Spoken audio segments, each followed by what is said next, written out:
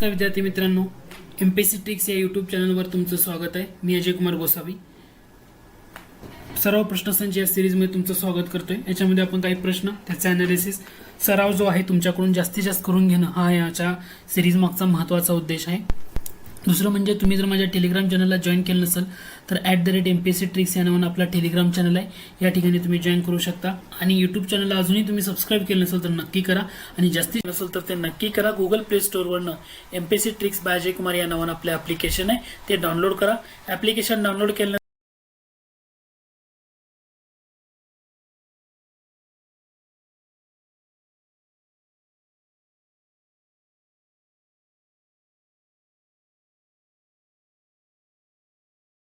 Gender inequality index खालीलपैकी कोणत्या अहवालामध्ये सर्वप्रथम जाहीर करण्यात आला? जेंडर इनइक्वेलिटी इंडेक्स कोणत्या अहवालामध्ये जाहीर करण्यात आला?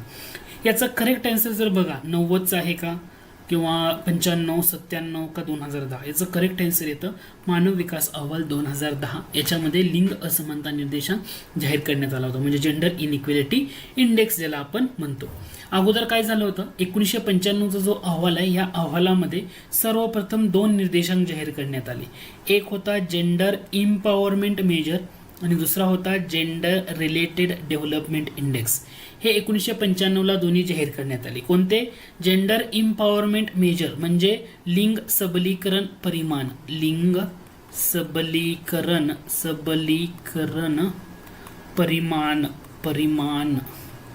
आणि दुसरा येतो लिंग आधारित विकास निर्देशांक, लिंग आधारित विकास निर्देशांक म्हणजे जेंडर डेव्हलपमेंट इंडेक्स असं म्हणतो आपण. हे 2 निर्देशांक जाहीर करण्यात आले. या दोघांच्या जागी 2010 साली काय केलं? या दोन्ही निर्देशांकाच्या जागी 2010 साली काय झालं तर हा लिंग असमानता निर्देशांक जेंडर इनइक्वेलिटी इंडेक्स जाहीर करण्यात आला. आय होप हा घटक क्लिअर झाला का? ओके. दुसरा मुद्दा येतो, सध्या आपण MPI करतो, मल्टी डायमेन्शनल पॉवर्टी इंडेक्स, पण MPI 2010 साली आला. परंतु याच्या अगोदर एक निर्देशांक होता, त्याला म्हटलं जातं HPI. HPI म्हणजे काय? ह्युमन पॉवर्टी इंडेक्स म्हणजे मानवी दारिद्र्य निर्देशांक ह्याला असं म्हणतो. याला काय म्हणतो? मानवी दारिद्र्य निर्देशांक असं म्हणतो. मग मानवी दारिद्र्य निर्देशांक केव्हा जाहीर करण्यात आला असं विचारलं? उत्तर असणार 1997. आता घटक क्लिअर होतोय का? हां, ओके, ठीक आहे. पुढच्या प्रश्नाकडे जाऊया. पुढचा प्रश्न आहे, कलम 361 अंतर्गत भारताचे राष्ट्रपती व घटक राज्यांचे राज्यपाल यांना खालीलपैकी कोणत्या बाबतीमध्ये संरक्षण देण्यात आलं आहे? म्हणजे कलम 361 अंतर्गत राष्ट्रपती आणि राज्यपाल यांना कोणत्या बाबतीमध्ये संरक्षण देण्यात आलेलं आहे हे विचारलेलं आहे. आता एक एक विधान बघूया आणि ते बरोबर की चूक तिथंच ठरवूया. ओके. राष्ट्रपती आणि राज्यपालाविरुद्ध ते पदावर असलेल्या कालावधी दरम्यान कोणत्याही न्यायालयात कोणत्याही प्रकारची फौजदारी कारवाई सुरू केली जाणार नाही. आता राष्ट्रपती किंवा राज्यपाल पदावर आहेत आणि कोणत्याही कालावधी दरम्यान त्यांच्या कालावधी आहेत, ओके, त्या कालावधी दरम्यान कोणत्याही न्यायालयात कोणत्याही प्रकारची फौजदारी कारवाई सुरू केली जाणार नाही. म्हणजे यांना एक्सेप्शन दिलेलं आहे 361 म्हणजे अंतर्गत. म्हणजे याचा अर्थ पहिलं विधान बरोबर आहे. म्हणजे कलम 14 आपण काय म्हणतो? कायद्यासमोर समानता. कलम 14 म्हणजे काय? कायद्यासमोर समानता. आणि या कलमाला हे काय आहे? अपवाद आहे. या कलमाला हे काय आहे? अपवाद आहे. याचा अर्थ पहिलं विधान डेफिनेटली बरोबर आहे, फौजदारी कारवाई सुरू केली जाणार नाही. पण त्यांच्यावर दिवाणी कारवाई सुरू केली जाईल का? तर केली जाऊ शकते. म्हणजे आता दुसरं विधान बघा आणि इथं का बरोबर का चुकीचं ते समजून सांगतो. या विधानामध्ये काय म्हणले? राष्ट्रपती किंवा राज्यपालाने आपले पदग्रहण करण्यापूर्वी, म्हणजे त्यांनी आपलं पद ग्रहण करण्यापूर्वीची गोष्ट किंवा नंतर त्याने स्वतःच्या व्यक्तिगत नात्याने कोणत्याही कृती संबंधात त्याच्या पदावधी दरम्यान कोणतीही दिवाणी कारवाई, इथं लक्षात घ्या, दिवाणी कारवाई त्याला त्या आशयाची नोटीस दिल्यापासून पुढचे 1 महिना संपल्याशिवाय करता येणार नाही. म्हणजे राष्ट्रपतींच्यावर दिवाणी कारवाई केली जाऊ शकेल किंवा राज्यपालांवर दिवाणी कारवाई केली जाऊ शकेल. कोणत्या घटकासाठी दिवाणी कारवाई केली जाऊ शकेल? की त्यानं त्या व्यक्तीनं पदग्रहण करण्यापूर्वी किंवा त्यानंतर स्वतःच्या व्यक्तिगत नात्याने केलेल्या कृती संदर्भात त्याच्यावर दिवाणी कारवाई केली जाऊ शकेल. पण त्याला अगोदर नोटीस द्यावी लागेल. मग ती नोटीस 1 महिन्याची आहे का? त्याचा प्रश्न आहे. तर इथं तुमचं हे विधान चुकीचं ठरतं, कारण ती नोटीस 1 महिना नाहीये, तिथं पाहिजे होतं 2 महिन्यांची नोटीस दिल्याशिवाय, 2 महिन्यांची नोटीस दिल्याशिवाय त्यांच्यावर कारवाई करता येणार नाही. आता घटक लक्षात आलाय का? I hope. म्हणजे इथं पहिलं विधान बरोबर आहे, दुसरं चुकीचं असणार आहे. ठीक आहे, पुढच्या प्रश्नाकडे जाऊया. पुढचा प्रश्न आहे, मानव विकास अहवालामध्ये मध्यम मानव विकास या गटात येणाऱ्या देशांचा मानव विकास निर्देशांक किती असतो? आता मध्यम मध्ये कोण येतं? भारत. मध्यम मानव विकास गटामध्ये कोण येतं? भारत. मग इथं उत्तर काय असणार आहे तुमचं?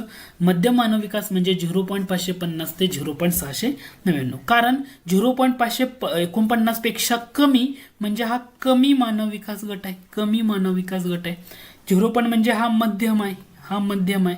0.7 पासून पुढे असणार आहे तो उच्च असणार आहे, उच्च असणार आहे. आणि 0.8 पेक्षा असणार आहे तो अतिउच्च असणार आहे, अतिउच्च. आता लक्षात येते का? हा घटक म्हणजे कमी, मध्यम, उच्च आणि अतिउच्च म्हणजे 0.550 ते 0.699 या गटामध्ये येतो. ठीक आहे, पुढचा प्रश्न आहे तो म्हणजे अनुच्छेद 352 खाली आणीबाणीच्या घोषणेबाबत खालील विधाने विचारात घ्या.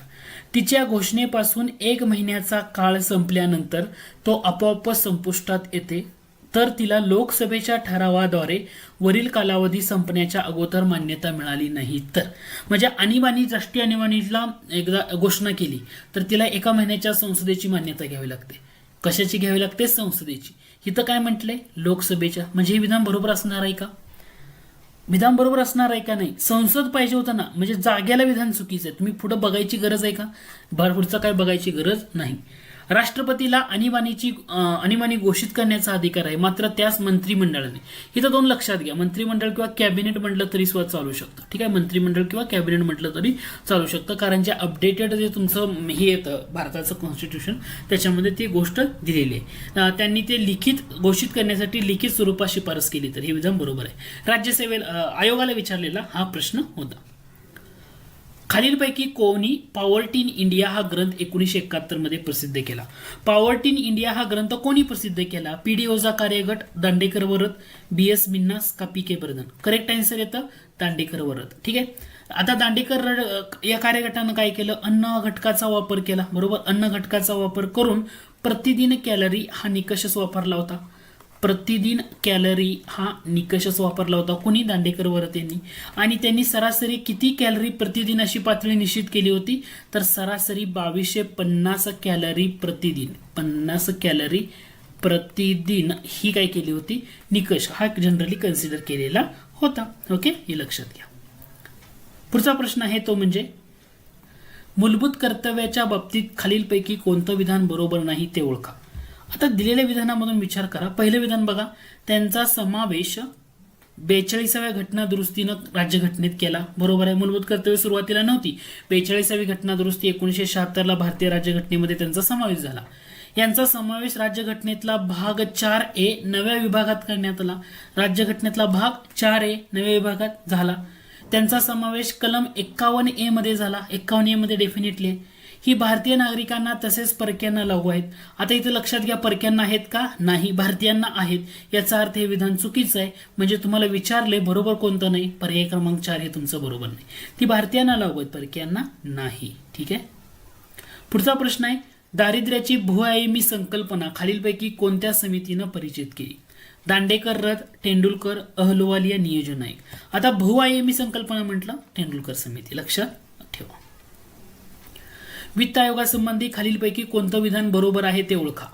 भारतीय राज्यघटनेचं अनुच्छेद 280 हे वित्त आयोगास निमन्यायालयीन दर्जा प्रदान करते. निमन्यायालयीन दर्जा प्रदान करते. बरोबर आहे, बरोबर आहे. ठीक आहे, आयोगाच्या सदस्याची नेमणूक पंतप्रधानांच्या नेतृत्वाखाली मंत्रिमंडळाद्वारे केली जाते. आता राष्ट्रपती दर 5 वर्षांनी किंवा आवश्यकता वाटेल तेव्हा वित्त आयोगाची स्थापना करतील असं म्हटलंय. राष्ट्रपती काय करतील? दर 5 वर्षांनी आणि आवश्यकता वाटेल तेव्हा वित्त आयोगाची स्थापना करतील. याचा अर्थ हे दुसरं विधान डायरेक्टली चुकीचं आहे. राष्ट्रपती पाहिजे, पंतप्रधानांच्या नेतृत्वाखाली मंत्रिमंडळ येणार आहे का? नाही. आयोगाचे सदस्य पुनर्नियुक्तीसाठी पात्र असतात. ठीक आहे, बरोबर आहे. त्यामध्ये एक अध्यक्ष आणि अन्य 2 सदस्य असतात. वित्त आयोगामध्ये अन्य 2 सदस्य आहेत का?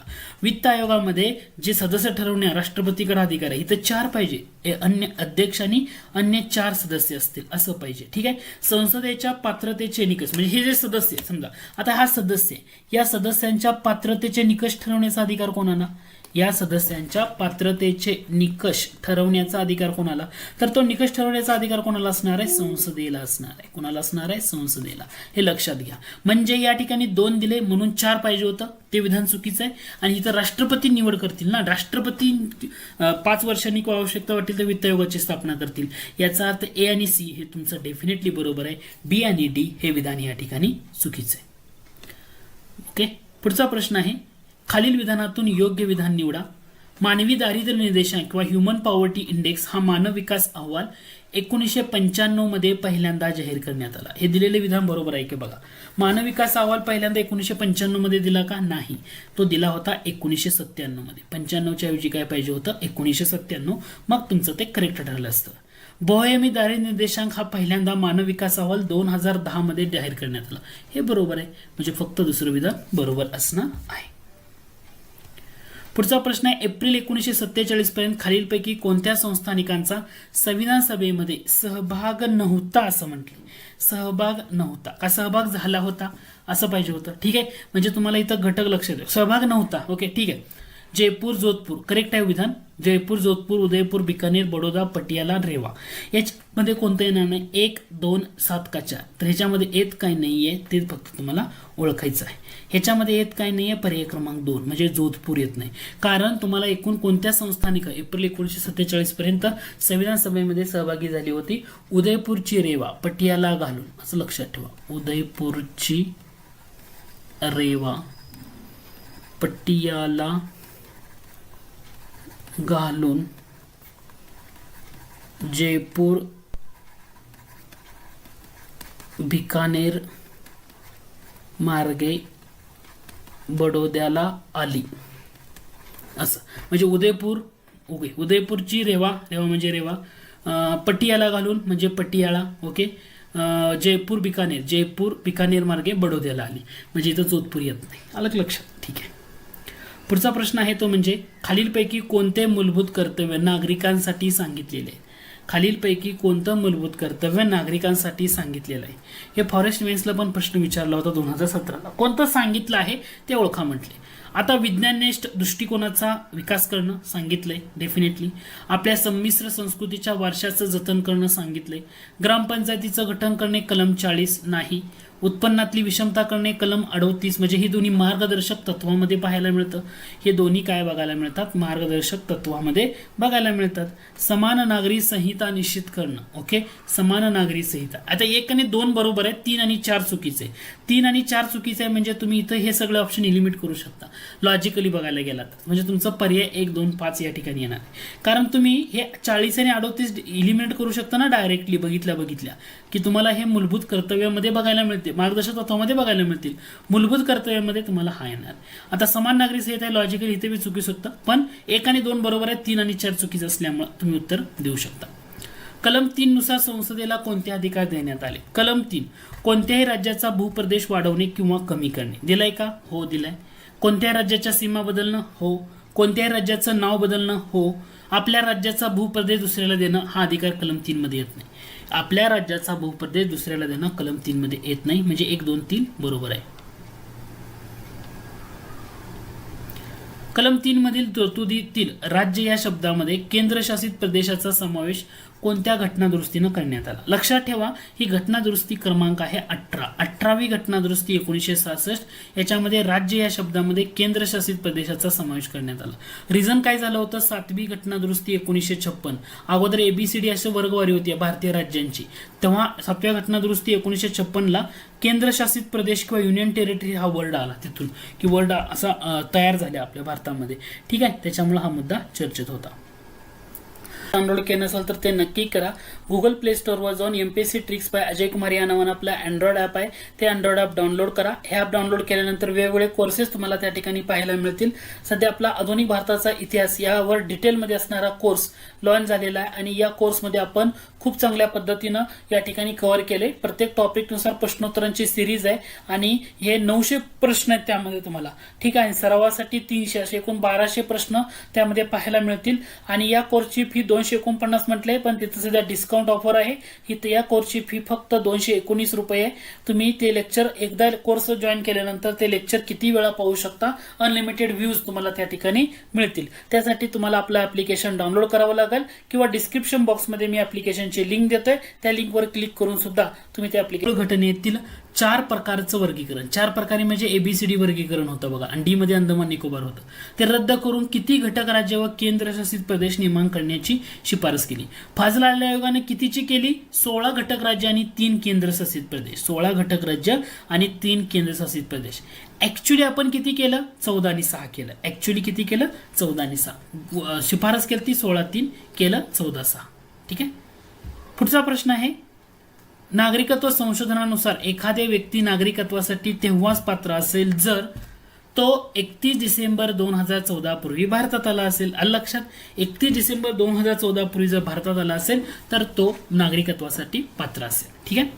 आता यालाच जोडून पुढचा प्रश्न 31 डिसेंबर 2014च्या संदर्भातला, धार्मिक छळाला कंटाळून कोणत्या देशामधून 31 डिसेंबर 2014 पर्यंत भारतात आलेल्या हिंदू, शीख, बौद्ध, जैन, पारशी, ख्रिस्ती धर्माच्या लोकांना बेकायदेशीर स्थलांतरित मानले जाणार नाही आणि त्यांना भारतीय नागरिकत्व दिले जाईल अशी तरतूद नागरिकत्व दुरुस्ती कायदा 2019 मध्ये आहे. कोणत्या देशामधून आलेले असे पाहिजे? ठीक आहे. तर लक्षात ठेवा, पाकिस्तान, बांगलादेश आणि अफगाणिस्तान. पाकिस्तान, बांगलादेश आणि अफगाणिस्तान या देशामधून धार्मिक छळाला कंटाळून 31 डिसेंबर 2014 पर्यंत भारतात आलेले मुस्लिम सोडून इतर लोक म्हणजे कोणती? शीख आहेत, हिंदू आहेत, बौद्ध आहेत, जैन आहेत, पारशी आहेत आणि ख्रिस्ती या लोकांना बेकायदे स्थलांतरित मानलं जाणार नाही. याच्यामुळे ही न्यूज चर्चेमध्ये होती. पुढचा प्रश्न आहे, सुरेश तेंडुलकर समितीच्या शिफारशीनुसार 2011-12 मध्ये दारिद्र्य रेषेखालील लोकसंख्या खालीलपैकी कोणत्या राज्यामध्ये सर्वाधिक होती? सर्वाधिक कोणत्या होती? लोकसंख्या कुठे जास्त आहे? उत्तर प्रदेश का बिहार? उत्तर प्रदेश. मग उत्तर ते असणार आहे. कारण जर तुम्ही लोकसंख्येनुसार बघितलं, 1 नंबरला उत्तर प्रदेश आहे, 2 नंबरचं राज्य येतं बिहार, बिहार नंतर येतं मध्य प्रदेश MP, मध्य प्रदेश नंतर येतं महाराष्ट्र आणि 5 नंबरला येतं पश्चिम बंगाल. हे कोणाच्या बाबतीमध्ये येतं? तेंडुलकर समितीच्या बाबतीमध्ये.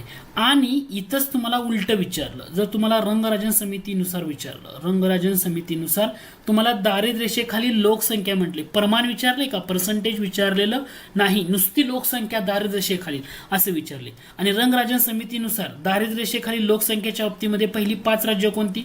UP 1 नंबर असणार आहे, UP नंतर दुसरं राज्य येणार आहे ते म्हणजे बिहार, बिहार 2 नंबरला येणार आहे, बिहार नंतर मध्य प्रदेश 3 येणार आहे, 4 नंबरला वेस्ट बंगाल येणार आहे आणि 5 नंबरला आपलं महाराष्ट्र येणार आहे. आता इथला जो घटक आहे ना हा समजून घ्यायचा, आतला इथला घटक आहे ना समजून घ्यायचा. मी इथं तुम्हाला काही ठिकाणी गोल करतोय, लक्षात घ्या. जर तुम्हाला सुरेश तेंडुलकर समितीच्या शिफारशीनुसार 2011-12 मधल्या दारिद्र्य रेषेखालील लोकसंख्येचा उतरता क्रम विचारला तर उत्तर प्रदेश पहिलं, बिहार दुसरं, मध्य प्रदेश तिसरं, महाराष्ट्र चौथं आणि पश्चिम बंगाल 5वं अशा पद्धतीनं त्या ठिकाणी क्रम येतो. आता लक्षात येतोय का घटक? आता घटक लक्षात येतोय का बघा. आणि जर तुम्हाला असं विचारलं रंगराजन समितीनुसार तर उत्तर प्रदेश पहिलं, बिहार दुसरं, MP तिसरं, पश्चिम बंगाल चौथं, महाराष्ट्र 5वं. म्हणजे सुरेश तेंडुलकर हे सुद्धा 2011-12च्या नुसारच आहे, 11-12 नुसार.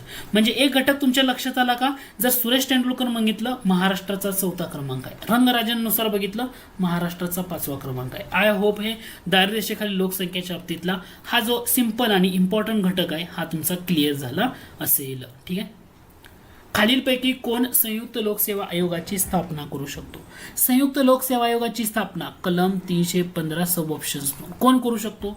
भारतीय संसद करू शकते का? संघ लोकसेवा आयोग, राष्ट्रपती का मानव संसाधन मंत्रालय? करेक्ट आन्सर असणार आहे भारतीय संसद. ओके. संयुक्त लोकसेवा आयोगाची स्थापना कोण करू शकतं? भारतीय संसद. मग तुम्हाला असा प्रश्न विचारला, पहिल्यांदा कोणत्या राज्यासाठी संयुक्त लोकसेवा आयोग स्थापन केलं? तर ते राज्य येतं 1966 या वर्षी पंजाब आणि हरियाणा राज्यासाठी 1966ला पंजाब हरियाणा या राज्यासाठी संयुक्त लोकसेवा आयोगाची स्थापन करण्यात आलेला होता. आता हा आयोग संसदेच्या मान्यतेने स्थापन होतो, बरोबर, संसदेच्या मान्यतेने. याचा अर्थ हा संविधानिक नसणार आहे. हा आयोग कसा असणार आहे? वैधानिक असणार आहे, म्हणजे स्टॅच्युटरी बॉडी असणार आहे, वैधानिक असणार आहे, संविधानिक नसणार आहे. आता संयुक्त लोकसेवा आयोगाचे जर अध्यक्ष घ्या, ठीक आहे, अध्यक्ष घ्या, किंवा संयुक्त लोकसेवा आयोगाचे सदस्य घ्या. आता यांना अध्यक्ष किंवा सदस्य यांची नेमणूक कोण करणार? ह्या दोघांची नेमणूक करायची असेल तर आपले प्रेसिडेंट करणार. राष्ट्रपती संयुक्त लोकसेवा आयोगाच्या अध्यक्ष किंवा सदस्यांची नेमणूक करणार. पदावरनं दूर कोण करणार? प्रेसिडेंटच करणार. आता लक्षात येते. मग दुसरा मुद्दा मी तुम्हाला असा प्रश्न इथं विचारला, ह्याला जोडून प्रश्न, की संयुक्त लोकसेवा आयोग आहे आपला, ठीक आहे, संयुक्त लोकसेवा आयोगाचा जो अध्यक्ष असणार आहे, जो सदस्य असणार आहे, यांची वयोमर्यादा किती? म्हणजे एकतर ते 6 वर्षासाठी त्या पदावर राहतील, किंवा वयाची 62 वर्ष पूर्ण होईपर्यंत जो अगोदर घडेल तेव्हापर्यंत ते पदावर राहतील. 6 वर्ष किंवा वयाची 62 वर्ष पूर्ण होईपर्यंत जो अगोदर घडेल तोपर्यंत ते आपले पद धारण करणार आहेत. आता संयुक्त लोकसेवा आयोगाची सदस्य किती असावी? सदस्य संख्या किंवा त्यांच्या सेवा शर्ती ठरवण्याचा अधिकार कोणाला? सदस्य संख्या किंवा सेवा शर्ती ठरवण्याचा अधिकार. तर हा अधिकार कोणाला असणार आहे? राष्ट्रपतींना असणार. आता घटक लक्षात आला का? मी सगळाच घटक या ठिकाणी संयुक्त लोकसेवा आयोगाचा सांगितलाय. ओके, संयुक्त लोकसेवा आयोग असं जर विचारलं तर संयुक्त लोकसेवा आयोग जर विचारलं तर लक्षात ठेवायला सोपं आहे. एक म्हणजे 315 सर्व ऑप्शन्स 2 नुसार स्थापना. अध्यक्ष आणि सदस्य प्रेसिडेंट ठरवतात, सेवा शर्ती तेच ठरवतात. 6 वर्ष किंवा वयाची 62 वर्ष पूर्ण होईपर्यंत. पंजाब हरियाणा 1966 मध्ये पहिल्यांदा आलं, संस्थेच्या मान्यतेनं स्थापन झाल्या म्हणून ती वैधानिक बॉडी आहे. आणि याच्यामध्ये हा घटक जर लक्षात ठेवला मोर दॅन इनफ आहे. ठीक आहे. पुढचा प्रश्न आहे, रंगराजन समितीने शहरी भागासाठी किती कॅलरी हा निकष निश्चित केला? रंगराजन समितीने किती केला? आता ग्रामीण भागासाठी अगोदर किती होता? सुरुवातीला जनरल 2400 होता आणि शहरी भागासाठी किती होता?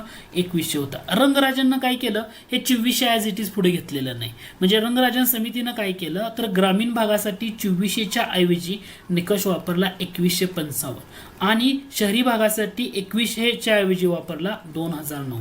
म्हणून रंगराजन समितीनं ग्रामीण भागासाठी वापरला 2155, शहरी भागासाठी वापरला 2090. तुम्हाला विचारलंय शहरी भागासाठी म्हणजे 2090 उत्तर, आणि 2155 हा काय असणार आहे? ग्रामीण भागासाठी असणार आहे. रंगराजन समितीनं जो कॅलरीचा निकष वापरला तो. याचा अर्थ पर्याय क्रमांक 4 हे तुमचं करेक्ट आहे. शहरी म्हणजे 2090, ग्रामीण म्हणजे 2155. रंगराजन समिती. ठीक आहे. पुढचा प्रश्न आहे, संसद नागरिकत्वासंबंधी जो कायदा करेल त्याचं पालन करणं व त्याच्या तरतुदीच्या अधीनच राहून नागरिकत्व कायम राहील असं भारतीय राज्यघटनेच्या कोणत्या कलमामध्ये सांगितलंय? कलम 8, 9, 10 की 11. लक्षात ठेवा, कलम कशामध्ये सांगितले तर कलम 10 मध्ये सांगितले की संसद नागरिकत्वासंबंधी जो कायदा करेल, संसदेने एखादा कायदा केला तर तो कायदा केल्यानंतर त्याच्या तरतुदीच्या अधीन राहून नागरिकत्व कायम राहील. आता तुम्ही म्हणाल इथं 11 कलम यायला पाहिजे, तुम्ही थोडा विचार करा. पण कलम 11 मध्ये काय सांगितलंय की नागरिकत्व आहे, हा नागरिकत्वाचा जो मुद्दा आहे याच्या संदर्भात कायदा करायचा असेल तर सर्वस्वी अधिकार कोणाला आहे? सर्वस्वी अधिकार कोणाला आहे तर तो संसदेला आहे. पण इथं तुम्हाला काय म्हटलंय? नागरिकत्वासंबंधी जो कायदा करेल, संसद जो कायदा करेल त्याचं पालन करणं आणि त्याच्या अधीन राहून नागरिकत्व कायम पालन करणं असं विचारले, म्हणून कलम 10. कलम 11 मध्ये काय सांगितलंय? नागरिकत्वासंबंधी कायदा करण्याचा सर्वस्वी अधिकार संसदेला असेल. यामध्ये संसद नागरिकत्व संपादन कसं करावं, संपुष्टात कसं येईल किंवा इतर तरतुदीविषयक कायदा करू शकते. याच तरतुदीच्या अधून राहून नागरिकत्व कायदा भारतामध्ये पहिल्यांदा कधी करण्यात आला तर भारतामध्ये नागरिकत्व कायदा 1955 ला करण्यात आला. कोणत्या कलमानं तर 11व्या कलमानं. आता लक्षात आलंय का? म्हणजे संसद कायदा करू शकतं नागरिकत्वासंबंधी आणि अधिकार त्यांना असेल 11 मध्ये सांगितलं. आणि केलेल्या कायद्याला पालन करणं आणि त्याच्या तरतुदीच्या अधीन राहून नागरिकत्व कायम राहील हे 10 मध्ये सांगितले. 9 मध्ये काय म्हटलं? समजा 9 मध्ये जर म्हटलं कोणताही एखादा व्यक्ती आहे त्यानं कोणत्याही देशाचं नागरिकत्व स्वीकारलं तर त्याचं नागरिकत्व संपुष्टात येतं. म्हणजे अक्षय कुमारनं कॅनडाचं नागरिकत्व घेतलं म्हणजे भारतीय नागरिकत्व त्या संपुष्टात आलं असं आपण म्हणू शकतो. ठीक आहे. पुढचा प्रश्न आहे, घटनेच्या कलम 82 मधील सध्याच्या तरतुदीप्रमाणे राज्यामध्ये लोकसभेच्या जागांचं समायोजन पुढील कोणत्या वर्षानंतर होऊ शकतं? उत्तर सिंपल आहे, 2026 नंतर. लक्षात ठेवा, 2026. पुढचा प्रश्न आहे, कोल्हापूर संस्थानामध्ये शाहू महाराजांनी तलाठी शाळांची स्थापना कोणत्या वर्षी केली? 1918. पाटील तळांची 1912. ठीक आहे. पुढचा प्रश्न आहे, खालील विधानातून कोणते विधान खरे आहे ते ओळखा. 6 वेळा अजिंक्यपद पटकावणाऱ्या विजेतेपद पटकावणाऱ्या मेरी कोमला 2020चा पद्मविभूषण पुरस्कार मिळाला. बरोबर आहे. 2012 साली लंडन ऑलिम्पिक मेरी कोम यांनी कांस्य पदक. बरोबर आहे.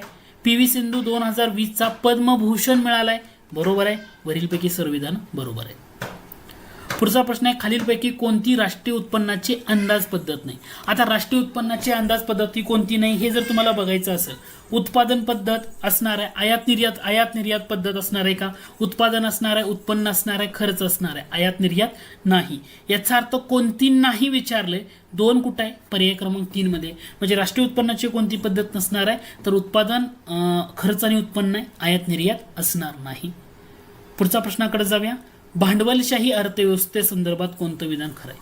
भांडवलशाही अर्थव्यवस्था म्हणजे अमेरिका. म्हणजे उत्पादनाची साधनं खाजगी व सरकारी मालकीची असतात का? खाजगी मालकीची पाहिजे, सरकारी नाही. म्हणजे पहिलं चुकीचं आहे. वस्तू व सेवा यांचं उत्पादन खाजगी भांडवलदारामार्फत होतं. डेफिनेटली बरोबर आहे. वस्तू व सेवा यांच्या किमती बाजार यंत्रणेकडून ठरवल्या जातात. हे सुद्धा बरोबर आहे. म्हणजे भांडवलशाही अर्थव्यवस्थेचं सगळ्यात महत्त्वाचं उदाहरण मी म्हटलं ना तुम्हाला, अमेरिका. उदाहरण काय असतं? उत्पादनाची साधनं खाजगी मालकीची असतात, सरकारी नाही. हे त्यांचं मूलभूत वैशिष्ट्य आहे भांडवलशाही अर्थव्यवस्थेचं. याचा अर्थ 2 आणि 3 हे विधान तुमचं बरोबर आहे. पुढचा प्रश्न आहे, पिवळा फॉस्फरस पासून तांबडा फॉस्फरस तयार करताना खालीलपैकी कोणत्या उत्प्रेरकाचा वापर केला जातो? उत्प्रेरक म्हणजे कॅटॅलिस्ट. कॅटॅलिस्ट म्हणजे कसे असते? एखादी अभिक्रिया, रासायनिक अभिक्रिया, एखाद्या अभिक्रियेचा वेग वाढवायचा असतो. म्हणजे स्लो अभिक्रिया चालते, त्याचा वेग वाढवायचा आहे, परंतु त्या अभिक्रियेमध्ये बदल नाही करायचा, फक्त त्याचा वेग वाढवायचा आहे. त्याच्यासाठी जो कॅटॅलिस्ट म्हणतो ना, तो वापरला जातो. कॅटॅलिस्ट म्हणजेच उत्प्रेरक. म्हणजे पिवळ्या फॉस्फरस पासून तांबडा फॉस्फरस तयार करताना कोणता कॅटॅलिस्ट वापरला जातो? करेक्ट आन्सर आहे आयोडीन. आयोडीन हा कॅटॅलिस्ट. कॅटॅलिस्ट म्हणजे काय? तर त्या अभिक्रियेचा वेग वाढवला जातो. त्या अभिक्रियेमध्ये कोणताही बदल केला जात नाही. ओके. फक्त वेग वाढवण्यासाठी कॅटॅलिस्टचा वापर होतो. ओके. पुढचा प्रश्न आहे, फेल्डस्पार हे खालीलपैकी कोणत्या धातूचं धातू आहे? फेल्डस्पार म्हटलं तर लक्षात ठेवा अल्युमिनियम. तुम्हाला सिन्नाबार विचारलं, सिन्नाबार, पारा, सिन्नाबार म्हटलं पारा, धातू ओर. महाराष्ट्रात सुपारी या फळाचे संशोधन केंद्र कोणत्या ठिकाणी? सुपारी या फळाचे संशोधन केंद्र श्रीवर्धन रायगड या ठिकाणी आहे. पुढचा प्रश्न आहे तो म्हणजे, राज्याचा महाधिवक्ता संबंधी कोणतं विधान योग्य आहे ते ओळखा. राज्याच्या महाधिवक्ताची नियुक्ती राज्यपाल मार्फत केली जाते. बरोबर आहे. राज्याचे सर्वोच्च कायदा अधिकारी असतात. बरोबर आहे. विधिमंडळ सदस्याप्रमाणे विशेष अधिकार. लक्षात घ्या, महाधिवक्ता यांना विधिमंडळ सदस्याप्रमाणे विशेष अधिकार व संरक्षण प्राप्त होते आणि ते राज्य सरकारचे पूर्ण वेळ वकील नसतात. म्हणजे वरीलपैकी सर्व बरोबर आहे. पुढचा प्रश्न आहे, खालीलपैकी कोणती सर्वात लहान पेशी आहे? मायकोप्लाझ्मा गॅलिसेप्टम. गॅलिसेप्टम ही सर्वात लहान पेशी आहे. तर आपण भारतीय घटना हे वकिलांचं नंदनवन आहे अशी टीका कोणी केली? भारतीय घटना वकिलांचं नंदनवन अशी टीका कोणी केली? KT Shah, doctor Babasaheb Ambedkar, Ivor Jennings आणि महात्मा गांधी. आता भारतीय घटना वकिलांचं नंदनवन म्हटलं तर आयव्हर जेनिंग यांचं नाव लक्षात ठेवा, महत्वाचा घटक आहे. ठीक आहे. पुढचा प्रश्न आहे तो म्हणजे, कलम 33 अंतर्गत सैन्य दल किंवा पोलीस दल यांच्यावर निर्बंध आणणारा कायदा करण्याचा अधिकार कोणाला आहे? म्हणजे भारतीय राज्यघटनेतलं कलम 33 याच्या अंतर्गत सैन्य दल आणि पोलीस दल यांच्यावर निर्बंध आणणारा कायदा करण्याचा अधिकार कोणाला आहे असं म्हटले? केवळ संसद, केवळ राज्य विधिमंडळ, संसद आणि राज्य विधिमंडळ, राष्ट्रपती. लक्षात ठेवा, कलम 33 म्हणतोय आपण आणि सैन्य दल आणि पोलीस दल यांच्यावर निर्बंध आणणारा कायदा करण्याचा अधिकार हा केवळ कुणाला आहे? संसदेला. केवळ संसदेला. ठीक आहे. पुढचा प्रश्न आहे, पुढील तरतुदी घटनेच्या कोणत्या कलमावर आधारित आहेत? राज्य एका विशिष्ट धर्माला आश्रय देऊ शकत नाही, पण राज्य सर्व धर्माच्या वाढीसाठी प्रयत्न करू शकतं. आता याच्यामध्ये तुम्हाला कलम 25, 26, 27, 28 दिले. 27 मध्ये काय म्हटलंय की सद्विवेक बुद्धीनं वागण्याचं म्हणजे धर्माचं पालन करणं, आचरण करणं किंवा त्याचं प्रसार करण्याचं स्वातंत्र्य 25 मध्ये सांगितले. याचा अर्थ आश्रय राज्य एका धर्माला तो घटक येणार आहे का? येणार नाही. कलम 26 म्हणजे धार्मिक व्यवहारांचं व्यवस्थापन करण्याचा अधिकार सांगितलाय. म्हणजे धार्मिक व्यवहार व्यवस्थापन स्वातंत्र्य, धार्मिक व्यवहार व्यवस्थापन करण्याचे स्वातंत्र्य. हे कशामध्ये सांगितले 26, याचा अर्थ हा सुद्धा इथे येणार नाही. कलम 27 मध्ये काय म्हटले की कोणत्याही धर्माला चालना देण्यासाठी सक्तीनं कर देण्यापासून मुक्ती, याचा अर्थ पर्याय क्रमांक 3 उत्तर येऊ शकते. 28 मध्ये म्हणतो की काही शैक्षणिक संस्थांमध्ये धार्मिक शिक्षण उपासना याच्यासाठी मुक्ती, याचा अर्थ कलम 27 या ठिकाणी तुमचं काय असणार आहे, करेक्ट आन्सर असणार आहे. ठीक आहे. पुढचा प्रश्न आहे तो म्हणजे अल्पसंख्याक वर्गाच्या हितसंबंधाचे संरक्षण असे शीर्षक पुढीलपैकी कोणत्या कलमाचे. अल्पसंख्याक वर्गाच्या हितसंबंधाचे संरक्षण असं शीर्षक कोणत्या कलमाचं आहे.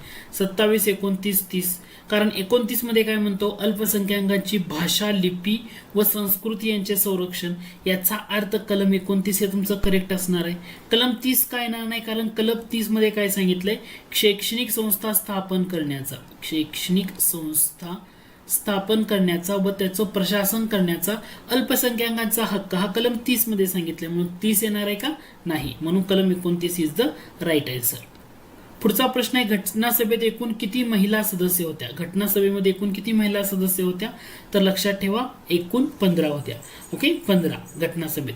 पहिली बैठक घटनासभेची जेव्हा झाली, या पहिल्या बैठकीला केवळ 9 महिला सदस्य हजर होत्या. 9 महिला सदस्य. मग 15 सदस्य कोणत्या होत्या, त्या कशा लक्षात घ्यायच्या, तर या 15 सदस्यांची यादी मी या ठिकाणी दिली. पहिले 2 म्हणजे 2 नावं वेगळी काढायची. 2 नावं म्हणजे कोणती, सुचेता कृपलानी हे पहिलं नाव आणि दुसरं सरोजिनी नायडू, हे दोन्ही वेगळं ठेवायचं. हे दोन्ही महिलांची. त्यानंतर महत्वाच्या नावामध्ये जर तुम्ही बघायला गेला तर 2 चौधरी. 2 चौधरी म्हणजे कोणत्या, कमला चौधरी या ठिकाणी दिसत आहेत आणि या ठिकाणी तुम्हाला मालती चौधरी दिसत आहेत. कमला चौधरी, मालती चौधरी वेगळ्या काढायच्या. नंतर 2 रे आहेत. रे म्हणजे लीला रे, रेणुका रे, ह्या 2 रे वेगळ्या करायच्या. त्याच्यानंतर तुम्हाला विजयलक्ष्मी पंडित म्हणजे पंडित नेहरू यांच्या भगिनी, त्यांचं नाव वेगळं करू शकता.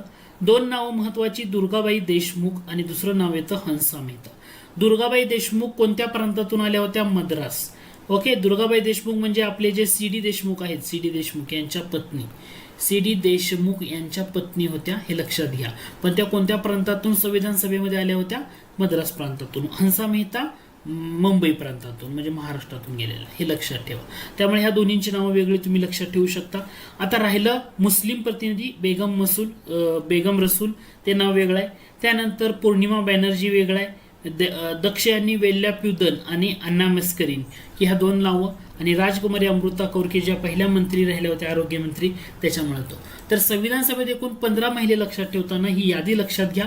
आयोगानं वेळोवेळी याच्यावर प्रश्न विचारलेत. काही महिलांची नावं दिली जातात आणि त्यातले कोणते नाही ते ओळखा, कोणते आहे ते ओळखा, असे प्रकारचे प्रश्न या घटकावर आतापर्यंत विचारून झालेले आहेत. आय होप हा घटक लक्षात आला असेल. 15 महिला सदस्यांचा सहभाग होता. डाउनलोड नक्कीच केलं असेल ही अपेक्षा बाळगतो.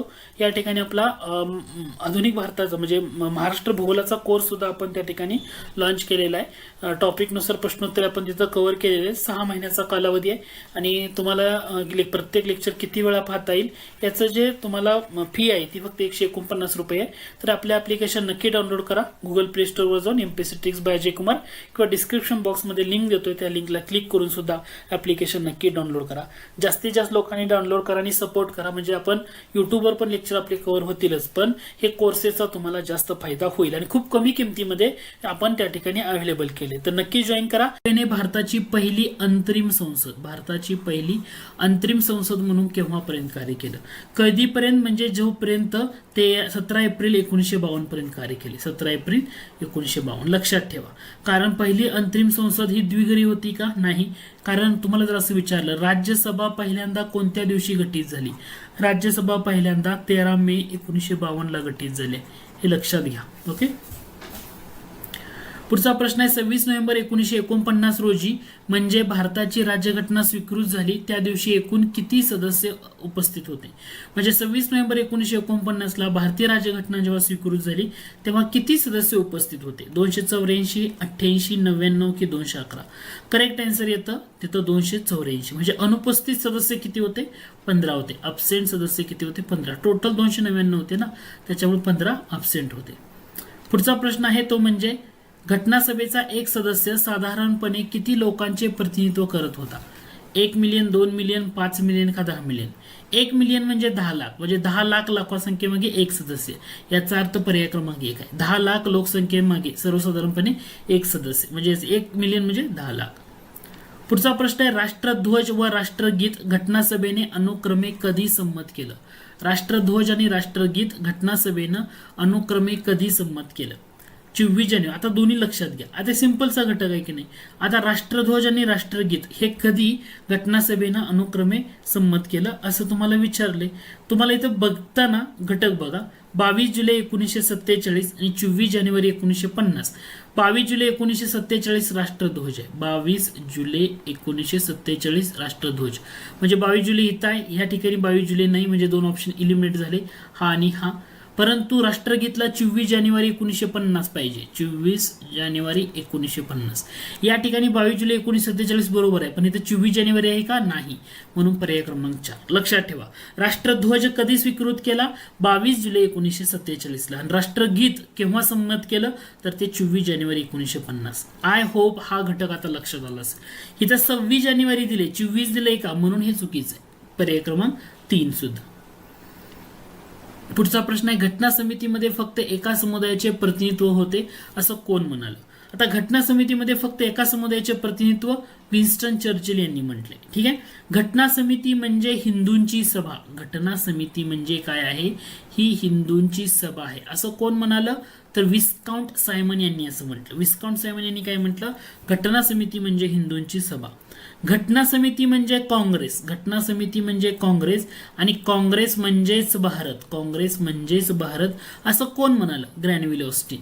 घटना समिती म्हणजे काँग्रेस आणि काँग्रेस म्हणजे भारत असं कोण म्हणाल? म्हणजे घटना समितीबाबत 3 विधान आहेत, 3 लोकांनी केलेली, फक्त लक्षात घ्यायची.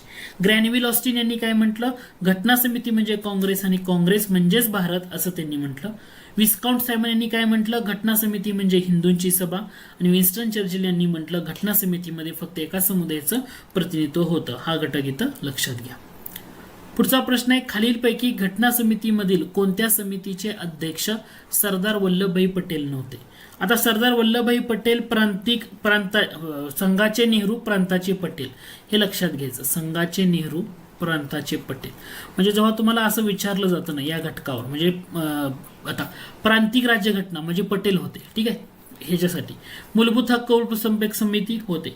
संस्थाने वाटाघाटी समितीचे अध्यक्ष पंडित नेहरू होते. संस्थाने वाटाघाटा समितीचे अध्यक्ष पंडित नेहरू होते. या ठिकाणी सरदार पटेल नव्हते. ठीक आहे. पर्याय क्रमांक 1 बरोबर. पुढचा प्रश्न आहे, खालीलपैकी केव्हा डॉक्टर राजेंद्र प्रसाद यांची भारताचे पहिले राष्ट्रपती म्हणून निवड झाली? डॉक्टर राजेंद्र प्रसाद भारताचे पहिले राष्ट्रपती म्हणून त्यांची निवड कधी झाली? 22 जानेवारी 47, 22 जुलै 47, 24 जानेवारी 50 का 22 मे 1949? 24 जानेवारी 1950. पुढचा प्रश्न आहे, डॉक्टर बाबासाहेब आंबेडकर यांनी मसुदा समितीचा अंतिम मसुदा केव्हा जाहीर केला? आता मसुदा समितीची स्थापना कधी? 29 ऑगस्ट 1947. तुम्हाला विचारलंय अंतिम मसुदा, याचा अर्थ पहिला ऑप्शन येणार आहे का? नाही. अंतिम मसुदा त्यांनी 4 नोव्हेंबर 1948 ला जाहीर केलेला होता. कारण पहिला मसुदा आलता फेब्रुवारी 48 ला, दुसरा आलता ऑक्टोबरला. लक्षात आहे. म्हणजे 4 नोव्हेंबर 1948 डॉक्टर बाबासाहेब आंबेडकरांनी मसुदा समितीचा अंतिम मसुदा जाहीर केला. भारताचे संघराज्य हे पूर्णपणे संघराज्य नाही आणि पूर्णपणे एकात्म राज्यही नाही, परंतु या दोन्हींचा संगम असलेले आहे असं वर्णन कोणी केलं? आता मॉरिस जोन यांनी भारतीय संघराज्याचं वर्णन केलं होतं वाटाघाटीचे संघराज्य. याचा अर्थ पहिला ऑप्शन येणार आहे का? नाही. भारतीय संघराज्य हे वाटाघाटीचे संघराज्य आहे असं कोण म्हणालं? Morris Jones. म्हणजे येणार आहे का? नाही.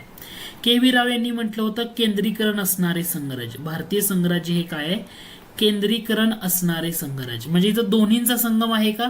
नाही. याचा अर्थ येणार नाही. ग्रॅनविल ऑस्टिन यांनी काय म्हटलं? भारतीय संघराज्य हे सहकारी संघराज्य आहे. हे काय आहे? सहकारी संघराज्य आहे असं ग्रॅनविल ऑस्टिन म्हणाले. याचा अर्थ हे सुद्धा येणार नाही. म्हणजे काय झालं? दुर्गादास बसू हे उत्तर झालं, कारण 3 पर्याय येत नाहीत, म्हणजे चौथा डेफिनेटली असणार आहे. पुढचा प्रश्न आहे, खालील विधानातून योग्य विधान ओळखा असं म्हटलंय. कलम 25 न व्यक्तिगत धार्मिक स्वातंत्र्याची हमी दिलेली आहे. आणि कलम 26ने सामूहिक धार्मिक स्वातंत्र्याची हमी दिली.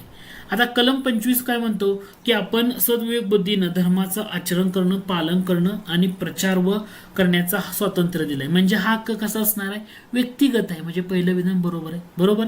आता हा कलम 25चा हक्क भारतीय नागरिकांना असणार आहे का? भारतीय नागरिकांना डेफिनेटली, आता भारतीय नागरिकांना तर असणारच आहे. मग प्रश्न असा आहे, परकीय नागरिकांना असेल का कलम 25चा हक्क? उत्तर काय असणार आहे, परकीय नागरिकांना. कारण परकीय नागरिकांना, फक्त भारतीय नागरिक, त्या ठिकाणी परकीयांना नसतं. असं आर्टिकल कोणते? असं आर्टिकल 15, 16, 19, 29 आणि 30 हे एकूण 5 आर्टिकल आहेत की ह्या आर्टिकलमध्ये फक्त भारतीय नागरिकांना हक्क आहे, परदेशांना नाही. हे इथं लक्षात घ्या. आता कलम 26 काय म्हणतो, धार्मिक व्यवहारांचं व्यवस्थापन करणं. धार्मिक व्यवहारांचं व्यवस्थापन करण्याचे स्वातंत्र्य म्हणजे हे काय, धार्मिक व्यवहारांचं स्वातंत्र्य म्हणजे सामूहिक.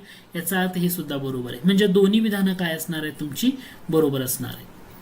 पुढचा प्रश्न आहे कलम 43A औद्योगिक व्यवस्थापनामध्ये कामगारांचा सहभाग. हे कलम कोणत्या घटना दुरुस्तीनं समाविष्ट करण्यात आला आहे? कलम 43A औद्योगिक व्यवस्थापनामध्ये कामगारांचा सहभाग कोणत्या घटना दुरुस्तीनं आलं? लक्षात ठेवा, हे 42व्या घटना दुरुस्तीनं आले. 42वी घटना दुरुस्ती 1976. जर तुम्हाला असं विचारलं कलम 43B सहकारी संस्थांना चालना देणं, हे कोणत्या घटना दुरुस्तीनं ऍड केलं? सहकारी संस्थांना चालना देणं कोणत्या घटना दुरुस्तीनं ऍड केलं? मग तुमचं उत्तर असणार आहे 97वी घटना दुरुस्ती 2011. या घटना दुरुस्तीनं 43B म्हणजे सहकारी संस्थांना चालना देणं हे ऍड केलं. आता लक्षात आहे 43A विचारलं तर काय लक्षात ठेवायचं, 43B विचारलं तर 43A म्हणजे 42वी घटना दुरुस्ती आणि 43B म्हणजे तुमचं 97वी घटना दुरुस्ती. ठीक आहे. पुढचा प्रश्न आहे सरनामा असलेली जगातली पहिली राज्यघटना कोणती? भारतीय, ब्रिटिश, अमेरिकेची, कॅनडाची. लक्षात ठेवा, अमेरिकेची राज्यघटना. सरनामा असलेली जगातली पहिली राज्यघटना म्हणजे अमेरिकेची राज्यघटना. खालील विधानातून योग्य विधान ओळखा. 36वी घटना दुरुस्ती 1975 अन्वये सिक्कीम भारताचे 22वे राज्य निर्माण झाले. बरोबर आहे का? डेफिनेटली 22वे राज्य झालं 36व्या घटना दुरुस्तीनं. 69वी घटना दुरुस्ती 1993 नुसार दिल्ली या केंद्रशासित प्रदेशाचे नामकरण दिल्ली राष्ट्रीय राजधानी परिक्षेत्र असं करण्यात आलं. आता 36वी घटना दुरुस्ती 1975ची बरोबर आहे, सिक्कीम भारताचं 22वे राज्य. परंतु 69वी घटना दुरुस्ती 1993ची आहे का? नाही. म्हणजे हे विधान चुकीचं आहे. इथं काय पाहिजे होतं, 1991 पाहिजे होतं. 69वी घटना दुरुस्ती कधीची, 1951. आणि याच्यानुसार दिल्ली या केंद्रशासित प्रदेशाचं नामकरण काय केलं, दिल्ली राष्ट्रीय राजधानी परिक्षेत्र असं करण्यात आलं. म्हणून पहिलं विधान बरोबर आहे, दुसरं विधान चुकीचं आहे. राष्ट्रपतीची निवडणूक पद्धत भारताने कोणत्या देशाच्या राज्यघटनेमधून घेतली? राष्ट्रपतीची निवडणूक पद्धत. आता याच्यामध्ये कन्फ्युजन होऊ द्यायचं नाही. राष्ट्रपतीवरील महाभियोग विचारलंय का? नाही. जर तुम्हाला राष्ट्रपतीवरचा महाभियोग म्हटलं असतं, राष्ट्रपतीवरील महाभियोग, मग तुमचं उत्तर काय आलं असतं, USA उत्तर आलं असतं. बरोबर, USA. परंतु राष्ट्रपतीची निवडणूक पद्धत म्हणजे आयर्लंड देशाच्या राज्यघटनेमधून आपण ते घेतलेलं आहे. हे तुमचं इथं क्लिअर होईल. ठीक आहे. पुढचा प्रश्न आहे तो म्हणजे घटना सभामध्ये नेहरूंनी मांडलेला उद्दिष्टविषयक ठराव 22 जानेवारी 1947 रोजी संमत झाला. मतदानावेळी किती सदस्यांनी विरोधी मतदान केलं? 1, 2, 3 का एकही नाही. आपण काय वाचतो की उद्दिष्टांचा ठराव एकमतानं मंजूर झाला. उद्दिष्टाचा ठराव कसा झाला? एकमतानं मंजूर करण्यात आला. एकमतानं मंजूर करण्यात आला. जर उद्दिष्टाचा ठराव एकमतानं मंजूर करण्यात आला तर त्या ठिकाणी कोणी विरोध केला असणार आहे का? नाही. म्हणजे एकही नाही. हे तुमचं करेक्ट आन्सर आहे. लक्षात येतं. मग हा उद्दिष्टांचा नेहरूंनी मांडलेला उद्दिष्टांचा ठराव म्हटले कधी मांडला होता? तर उत्तर असणार आहे 13 डिसेंबर 1946 रोजी. लक्षात ठेवायचं. आयोग कम्प्लीज करतो 9 डिसेंबर 11 डिसेंबर देऊन. म्हणजे पंडित नेहरूंनी 13 डिसेंबर 1946 रोजी घटनासभेमध्ये उद्दिष्टांचा ठराव मांडला की जो ठराव 22 जानेवारी 1947 ला संमत झाला. संमत होताना तो एकमतानं मंजूर करण्यात आला. कसा करण्यात आला? एकमतानं मंजूर करण्यात आला. म्हणजे तुमचा इथं घटक काय असणार आहे? विरोध कुणी केला? विरोधी मतदान एकही नाही. हे तुमचं या ठिकाणी करेक्ट आहे. कोणत्या भागामध्ये कलम 352 ते कलम 360 यामध्ये आणीबाणीच्या तरतुदी दिल्या आहेत? आणीबाणीच्या तरतुदी कोणत्या भागामध्ये असं विचारले? भाग 14, भाग 16, भाग 18 आणि भाग 20. करेक्ट आन्सर आहे भाग 18. कशामध्ये येतं? भाग 18 मध्ये. लक्ष असू द्या. टेलिग्राम चॅनल आहे आपला MPSC ट्रिक्स, त्या ठिकाणी पण तुम्ही जॉईन करू शकता. पुढचा प्रश्न आहे आपला, कलम 352 नुसार राष्ट्रपती राष्ट्रीय आणीबाणी खालीलपैकी कोणत्या परिस्थितीत घोषित करू शकतात. म्हणजे कलम 352 आणि राष्ट्रपती जे राष्ट्रीय आणीबाणी घोषित करतात तर कोणत्या परिस्थितीमध्ये. युद्ध किंवा परकीय आक्रमण हे तर डेफिनेटली असणार आहे, म्हणजे ह्याला बाह्य आणीबाणी म्हणतो आपण. युद्ध किंवा परकीय आक्रमण म्हणजे बाह्य आणीबाणी.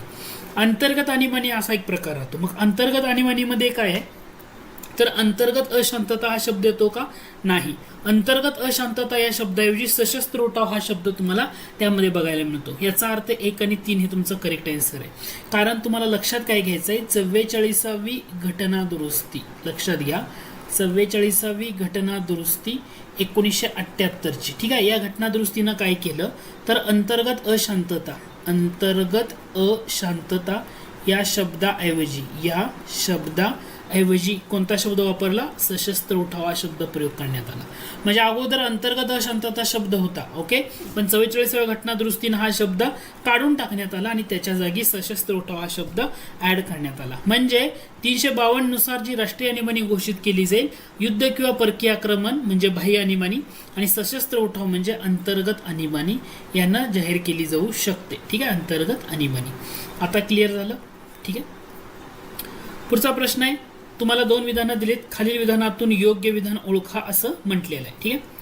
राष्ट्रीय आणीबाणीची घोषणा केल्यापासून 1 महिन्याच्या कालावधीत, म्हणजे राष्ट्रीय आणीबाणीची घोषणा केली की 1 महिन्याच्या कालावधीत त्या घोषणेला संसदेच्या दोन्ही सभागृहांनी मान्यता देणे आवश्यक असते. बरोबर आहे का. राष्ट्रीय आणीबाणीला जेव्हा घोषणा केल्यापासून 1 महिन्याच्या आत संसदेच्या दोन्ही सभागृहांनी त्याला मान्यता देणं आवश्यक असतं. बरोबर आहे. सुरुवातीला हा कालावधी 2 महिने होता. 42वी घटना दुरुस्तीनं हा कालावधी 1 महिना केला. 2 महिन्याचा 1 महिना 42व्यानं केला का, नाही. सुरुवातीला कालावधी काय होता, 2 महिने होता जरूर, परंतु 42व्या घटना दुरुस्तीनं नाही, 44व्या घटना दुरुस्तीने केलाय. म्हणजे इथं 44वी घटना दुरुस्ती 1978नं हा कालावधी 1 महिना केला असं पाहिजे होतं. मग ते विधान तुमचं बरोबर ठरलं असतं. घटक लक्ष येतोय का. राष्ट्रीय आणीबाणीची घोषणा केल्यापासून 1 महिन्याच्या कालावधीत त्या घोषणेला संसदेच्या दोन्ही सभागृहांनी मान्यता देणं आवश्यक असतं आणि सुरुवातीला हा कालावधी 2 महिन्याचा होता की जो 44व्या घटना दुरुस्तीनं 1978 मध्ये 1 महिना केला. ओके, म्हणून फक्त 1 बरोबर आहे, हे तुमचं करेक्ट आन्सर या ठिकाणी असणार आहे, ठीक आहे. पुढच्या प्रश्नाकडे जाऊया. पुढचा प्रश्न आहे, राष्ट्रीय आणीबाणी दर 6 महिन्यांनी संसदेच्या मान्यतेनंतर अनिश्चित काळापर्यंत वाढवता येते. ही तरतूद खालीलपैकी कोणत्या घटना दुरुस्तीनं समाविष्ट केली. म्हणजे राष्ट्रीय आणीबाणी दर 6 महिन्यांनी संसदेच्या मान्यता घ्यायची आणि अनिश्चित काळापर्यंत वाढवता येते. कोणत्या घटना दुरुस्तीनं. लक्षात ठेवा, 44वी घटना दुरुस्ती 1978. काय लक्षात ठेवायचं आहे, 44वी घटना दुरुस्ती 1978नं राष्ट्रीय आणीबाणी दर 6 महिन्यांनी संसदेच्या मान्यतेनंतर अनिश्चित काळापर्यंत वाढवता येते, ठीक आहे. पूर्व 2025 साठी यामध्ये एकूण महत्त्वाचे 6 विषय आहेत. भूगोल, इतिहास, अर्थशास्त्र, राज्यशास्त्र, चालू घडामोडी, सामान्य विज्ञान. तर या कोर्समधला हे 6 विषय यामधले महत्त्वाचा घटक आपण या कोर्समध्ये कव्हर करतोय. फक्त गणित बुद्धिमत्तेचे 20 मार्क आहेत ना, ते सोडून जो 80 मार्काची तयारी तुम्हाला या कोर्सच्या माध्यमातून करण्यात येते. कालावधी 6 महिन्याचा आहे. यामध्ये तुम्हाला प्रत्येक लेक्चर किती वेळा पाहता येईल आणि याची फी सध्या डिस्काउंट ऑफर आहे, त्याचा तुम्ही लाभ घ्या. याची फी फक्त आहे 399 रुपये. 399 रुपयामध्ये तुम्ही हा सगळा घटक त्या ठिकाणी अभ्यासू शकता परीक्षेच्या दृष्टीनं. तर संयुक्त गट ब आणि गट क पूर्व परीक्षेसाठी तुम्हाला त्याचा लाभ होईल. तर डिस्काउंट ऑफर आहे, त्याचा लाभ घ्या, कारण डिस्काउंट ऑफर ही थोड्याच कालावधीसाठी आहे. त्याच्यानंतर याची फी 499 रुपये होणार आहे. तर लवकरात लवकर याचा लाभ घ्या आणि जास्तीत जास्त तुमच्या मित्रांना शेअर करा. आणि हे कुठं पाहायला मिळेल तर आपल्या अँड्रॉइड ॲपवर पाहायला मिळेल, MPSC tricks by Ajay Kumar. आणि हे ॲप्लिकेशन गुगल प्ले स्टोअरवरून असं सर्च करा किंवा डिस्क्रिप्शन बॉक्समध्ये लिंक देतोय, त्यावर क्लिक करून सुद्धा तुम्ही ते ॲप्लिकेशन. या घोषणेला संसदेच्या दोन्ही सभागृहांनी डॅश डॅश बहुमतानं मान्यता दिली पाहिजे. म्हणजे राष्ट्रीय आणीबाणीच्या घोषणेला कशी मान्यता दिली पाहिजे, विशेष बहुमतानं. संसदेचे जे दोन्ही सभागृह आहेत, संसदेचे दोन्ही सभागृह म्हणजे लोकसभा आणि राज्यसभा, विशेष बहुमतानं मान्यता दिली पाहिजे.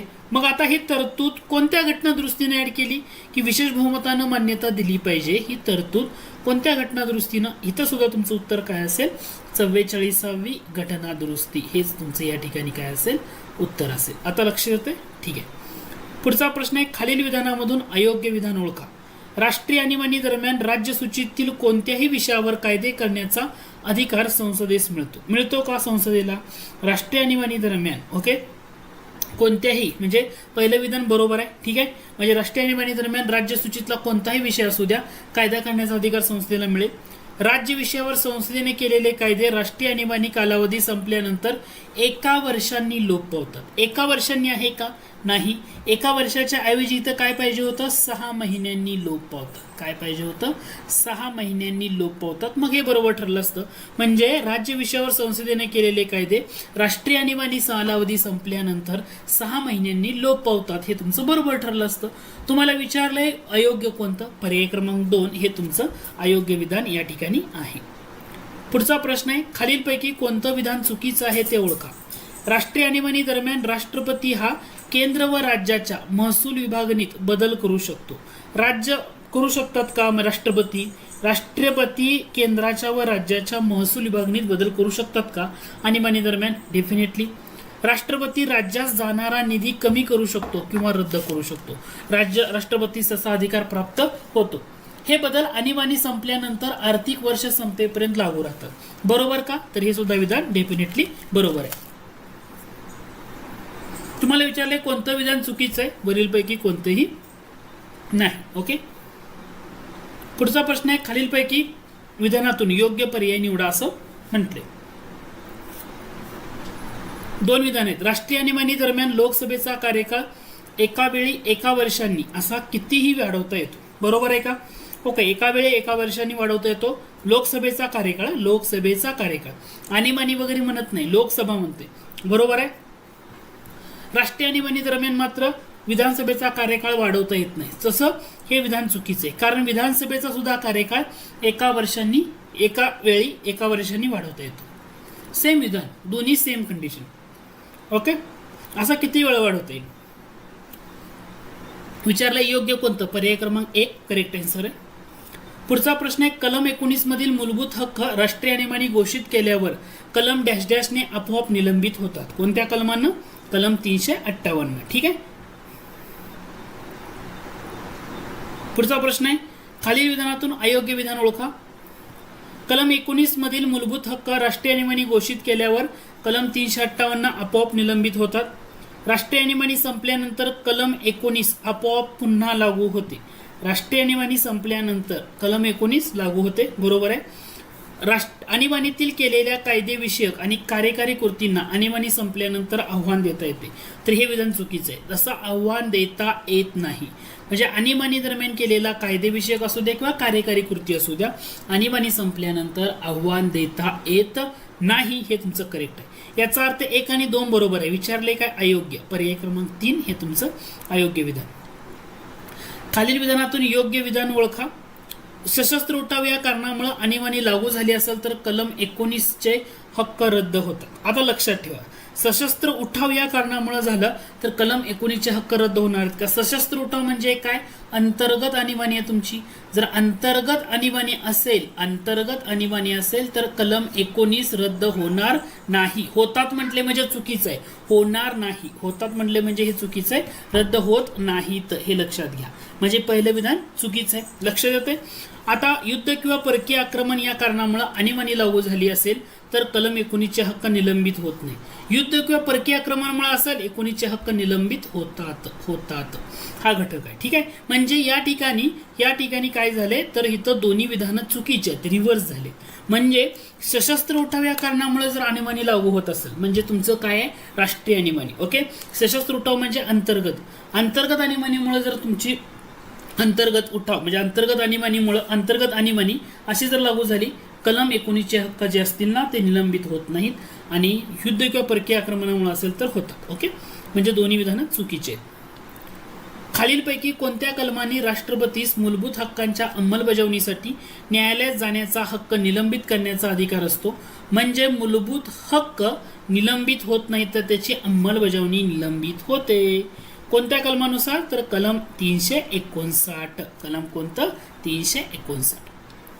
पुढचा प्रश्न आहे तो म्हणजे राज्य सरकार घटनेप्रमाणे कार्यरत आहे की नाही हे सुनिश्चित करणं हे केंद्र सरकारचं कर्तव्य. केंद्र सरकारचं कर्तव्य म्हटलं की 355. लक्षात ठेवा की राज्य सरकार घटनेप्रमाणे कार्यरत आहे हे सुनिश्चित करणं हे केंद्र सरकारचं कर्तव्य आहे असं म्हटलं तर आर्टिकल येणार आहे कलम 355. या ठिकाणी लक्षात घ्या. पुढचा प्रश्न आहे, राष्ट्रपती राजवटीची घोषणा केल्यापासून डॅश डॅश महिन्याच्या कालावधीत त्या घोषणेला संसदेच्या दोन्ही सभागृहांनी मान्यता देणे आवश्यक असते. म्हणजे राष्ट्रपती राजवटीची घोषणा केल्यापासून किती महिन्याच्या कालावधीत त्या घोषणेला संसदेच्या दोन्ही सभागृहांनी मान्यता देणं गरजेचं असतं. राष्ट्रीय आणीबाणी असतं 1 महिना होतं. राष्ट्रपती राजवट आहे याचा अर्थ 2 महिने. लक्षात आलं. राष्ट्रीय आणीबाणी असतं तर 1 महिन्याच्या आत संसदेच्या दोन्ही सभागृहांनी मान्यता देणं गरजेचं असतं. जर राष्ट्रपती राजवट आहे म्हणून 2 महिने. इथं लक्षात घ्या संसदेच्या, लोकसभेच्या नाही. संसद म्हणजे लोकसभा पण आलं आणि राज्यसभा पण आलं. आता लक्षात येतं. ठीक आहे. पुढचा प्रश्न आहे, एखाद्या राज्यात एका वेळी राष्ट्रपती राजवट जास्तीत जास्त किती कालावधीपर्यंत राहू शकते. आता राष्ट्रपती राजवट एखाद्या वेळेस लावली तर किती कालावधीपर्यंत राहणार आहे. 6 महिने, 1 वर्ष, 2 वर्ष. उत्तर असणार आहे यापैकी नाही. का तर ती मॅक्झिमम 3 वर्षापर्यंत राष्ट्रपती राजवट लावता येते, त्याच्यापेक्षा जास्त लावता येत नाही. म्हणून 3 वर्ष पाहिजे. 3 वर्ष ऑप्शनमध्ये नाही, म्हणून पर्याय क्रमांक 4 हे तुमचं करेक्ट आन्सर आहे. पुढचा प्रश्न आहे, जर केंद्राने दिलेल्या निर्देशाचे पालन करण्यास राज्य शासन असमर्थ असेल तर भारतीय राज्यघटनेच्या कोणत्या कलमानुसार राष्ट्रपती राजवट लावली जाऊ शकते. म्हणजे केंद्राने एखादा निर्देश दिला आणि त्याचं पालन करण्यास जर राज्य सरकार असमर्थ असेल तर कलम 365. कारण राष्ट्रपती राजवट 2, 356 आणि 365 हे 2 आर्टिकल. ओके. पुढचा प्रश्न आहे तो म्हणजे आर्थिक आणीबाणीची घोषणा केल्यापासून डॅश डॅश महिन्याच्या कालावधीत त्या घोषणेला संसदेच्या दोन्ही सभागृहांनी मान्यता देणे आवश्यक असते. आता आर्थिक आणीबाणीची घोषणा केल्यानंतर कसं असणार आहे इथं सुद्धा 2 महिने. म्हणजे तुमचा घटक लक्षात येतोय का. राष्ट्रीय आणीबाणी असतं. राष्ट्रीय आणीबाणीची घोषणा केल्यापासून 1 महिन्याच्या आत संसदेच्या दोन्ही सभागृहांनी मंजुरी देणं आवश्यक. राष्ट्रपती राजवटीची घोषणा केल्यापासून 2 महिने असणार आहे. 2 महिन्याच्या संसदेच्या दोन्ही सभागृहांनी मान्यता पाहिजे. आणि या ठिकाणी आर्थिक आणीबाणी असेल तर तिथं सुद्धा किती आहे 2 महिनेच आहे. 2 महिनेच आहे. घटक लक्षात आलं. फक्त राष्ट्रीय आणीबाणीला 1 महिना, राष्ट्रपती राजवट आणि आर्थिक आणीबाणीला 2 महिने. हा मुद्दा लक्षात घ्या. आर्थिक आणीबाणीच्या घोषणेला संसदेच्या दोन्ही सभागृहांची कशी मान्यता पाहिजे. साध्या बहुमतानं मान्यता पाहिजे. ठीक आहे. राष्ट्रीय आणीबाणी समाप्त करण्याचा ठराव संसदेच्या कोणत्या सभागृहात आणि डॅश डॅश बहुमतानं मंजूर करावा लागतो. तर राष्ट्रीय आणीबाणी समाप्त करायची म्हणजे कलम 352 नुसार असलेली आणीबाणी समाप्त करायची तर तो केवळ लोकसभेचा अधिकार आहे आणि तिथं साध्या बहुमतानं करता येतं. कसं करता येतं. साध्या बहुमतानं. पुढचा प्रश्न आहे, खालील विधानातून योग्य विधान ओळखा असं म्हटले. राष्ट्रपती राजवट रद्द करण्याची घोषणा राष्ट्रपती करतो, त्यासाठी संसदेच्या मान्यतेची आवश्यकता नाही. बरोबर आहे. येस, संसदेच्या मान्यतेची आवश्यकता नसते. आर्थिक आणीबाणी रद्द करण्याची घोषणा राष्ट्रपती करतो, संसदेच्या मान्यतेची आवश्यकता नाही. दोन्ही विधानं बरोबर आहेत. अनुच्छेद क्रमांक 352 अंतर्गत राष्ट्रीय आणीबाणी संबंधी खालील विधानातून योग्य पर्याय निवडा असं तुम्हाला म्हटलेलं आहे. कलम 352 अंतर्गत राज्य सरकार कार्यरत राहतात ते बरखास्त होतात का. बरखास्त होत नाहीत. बरोबर आहे. कलम 352च्या प्रभावाखाली केंद्र शासनाला कायदे निर्मिती आणि प्रशासनासंदर्भात घटक राज्यामध्ये एक समवेच्छेदी अधिकार म्हणजे खूप मोठे अधिकार मोठ्या प्रमाणामध्ये म्हणजे एक समवेच्छेदी अधिकार प्राप्त होतात. हे सुद्धा बरोबर आहे. अनुच्छेद क्रमांक 352 अंतर्गत घटक राज्याची कायदे मंडळे कार्यरत राहू शकतात. हे सुद्धा बरोबर आहे. याचा अर्थ पर्याय क्रमांक 1 हे तुमचं करेक्ट स्टेटमेंट असणार. ठीक आहे. आता थोडंसं कॉम्प्लिकेटेड विधान फक्त समजून घ्या. पुढचं विधान आहे, पुढीलपैकी कोणतं विधान चुकीचं आहे ते ओळखा म्हटले. अनुच्छेद 365 देखील राज्यात राष्ट्रपती राजवट लागू करण्याचा अधिकार प्रदान करते. बरोबर आहे. पहिलं विधान बरोबर आहे. हे चुकीचं आहे काय. 1 नाही. म्हणजे 1 कुठं दिसते चुकीच्या ऑप्शनमध्ये 4 म्हणजे हा इलिमिनेट झाला. राष्ट्रपती राजवटीची घोषणा केल्यापासून 1 महिन्याच्या कालावधीत त्या घोषणेला संसदेच्या दोन्ही सभागृहांनी मान्यता देणे आवश्यक असते. राष्ट्रपती राजवटीची घोषणा केल्यापासून 1 महिना येतो का. नाही. 2 महिन्याच्या आत. 2 महिने इथं पाहिजे होतं 2 महिने. 1 महिना नको. याचा अर्थ दुसरं विधान चुकीचं आहे. म्हणजे दुसरं विधान चुकीचं आहे म्हणजे दुसरं विधान चुकीचं या 2 ठिकाणी इथं नाही. म्हणजे हा ऑप्शन पण इलिमिनेट झाला. तुम्हाला चुकीचं ओळखायचं आहे ना. म्हणजे एक तर 2 किंवा 2-3 हे विधान असणार आहे. म्हणजे जर संसदेच्या दोन्ही सभागृहांनी मान्यता दिली तर पुढील 1 वर्षापर्यंत राष्ट्रपती राजवट लागू राहते. संसदेच्या दोन्ही सभागृहांनी मान्यता दिल्यानंतर 1 वर्षापर्यंत येणार आहे का नाही, 6 महिने. याचा अर्थ हे सुद्धा तुमचं चुकीचं आहे. ओके, 6 महिन्यानं परत असं मॅक्झिमम 3 वर्षापर्यंत जाऊ शकता. 1 वर्ष दिले म्हणजे या ठिकाणी हे पण चुकीचं आहे. म्हणजे 2 आणि 3 हे तुमचं करेक्ट आन्सर आहे. ओके, लक्षात आलं, चुकीचं. राष्ट्रपती राजवट लागू करण्याचा निर्णय न्यायालय रद्द करू शकतं, हे सुद्धा बरोबर आहे. म्हणजे लक्षात आलं का, राष्ट्रपती राजवटीची घोषणा केल्यापासून 2 महिन्याच्या कालावधीत संसदेच्या दोन्ही सभागृहांनी मान्यता देणं गरजेचं आहे. आणि संसदेच्या दोन्ही सभागृहांनी मान्यता दिली तर पुढील 6 महिन्यापर्यंत राष्ट्रपती राजवट लागू राहते. कॅबिनेट या शब्दाचा उल्लेख राज्यघटनेच्या कोणत्या कलमामध्ये केलेला आढळतो? कॅबिनेट म्हटलं तर तुमचं उत्तर असणार आहे कलम 352. अनुच्छेद 352 खाली आणीबाणीच्या घोषणेबाबत खाली विधाने विचारात घ्या. तिच्या घोषणेपासून 1 महिन्याच्या कालावधीत 1 महिन्याचा काळ संपल्यानंतर तो आपोआपच संपुष्टात येते जर तिला लोकसभेच्या ठरावाद्वारे वरील कालावधी संपण्याच्या अगोदर मान्यता. लोकसभा नाही, इथं संसदेच्या पाहिजे होतं, लोकसभा नाही. लोकसभा म्हणजे सिंपलचा घटक आयोगानं फिरवून विचारलाय. म्हणजे काय, राष्ट्रीय आणीबाणी जर चालू ठेवायची असेल तर तिला संसदेच्या 1 महिने म्हणजे संसद आहे ना त्याच्या 1 महिन्याच्या आत तो ठराव पास करावा लागतो, तर त्या ठिकाणी ती लागू राहते. तर इतर लोकसभा दिले, राज्यसभा पण आहे त्यामध्ये इन्क्लूड, म्हणजे संसदेच्या असा शब्द प्रयोग पाहिजे होता. पहिलं विधान चुकीचं आहे. राष्ट्रपतीला आणीबाणी घोषित करण्याचा अधिकार आहे, मात्र त्यासाठी मंत्रिमंडळानं किंवा कॅबिनेटनं जो बेअर ऍक्ट आहे ना त्याच्यामध्ये हे दोन्ही वर्ड कन्सिडर केले. त्यामुळे हे विधान तुमचं काय असणार आहे, बरोबर, की मंत्रिमंडळ किंवा कॅबिनेटनं लिखित स्वरूपात शिफारस केली असेल तर. ठीक आहे, हे दोन्ही वर्ड त्या बेअर ऍक्ट मध्ये दिलेत, याचा अर्थ दुसरं विधान बरोबर आहे, पहिलं चुकीचं आहे. पुढचा प्रश्न आहे, राज्यघटनेनुसार राज्यामध्ये राष्ट्रपती राजवट घोषित केली जाऊ शकते. त्यापैकी तुम्हाला विधान ओळखा म्हटले. पहिलं विधान बघा, पहिलं विधान, जेव्हा राज्य शासनाद्वारे मांडलेले विधेयक राज्य विधिमंडळात नामंजूर होते. नाही, म्हणजे तुम्हाला राष्ट्रपती राजवट 2 कलमानुसार येते, एक 356 आणि दुसरं म्हणजे 365. म्हणजे राज्यघटनेतल्या तरतुदीप्रमाणे राज्य शासन काम करीत नसेल म्हणजे 356, आणि केंद्र शासनाने दिलेल्या निर्देशांचं पालन करण्यात राज्य असमर्थ असेल 365. कारण राष्ट्रपती राजवट ही 2 आर्टिकलनंच घोषित होते, 356 365. याचा अर्थ 2 आणि 3 हे एवढंच तुमचं बरोबर आहे. जेव्हा तुम्हाला दिलं एक राज्याचं राज्यपाल मुख्यमंत्री यांच्यात मतभिन्नता, हा काय तिथं घटक येणार आहे का, येणार नाही. किंवा जेव्हा राज्य शासनाद्वारे मांडलेले विधेयक राज्य विधिमंडळात नामंजूर होते, तो सुद्धा घटक तुम्हाला त्या ठिकाणी येणार आहे का, तर तोही घटक तिथं येणार नाही. लक्षात येते का मुद्दे काय, आणि या टाईपमध्ये जर तुम्ही फोकस केलं तर तुम्हाला जास्तीत जास्त घटक या ठिकाणी अभ्यास केला तर फायदा.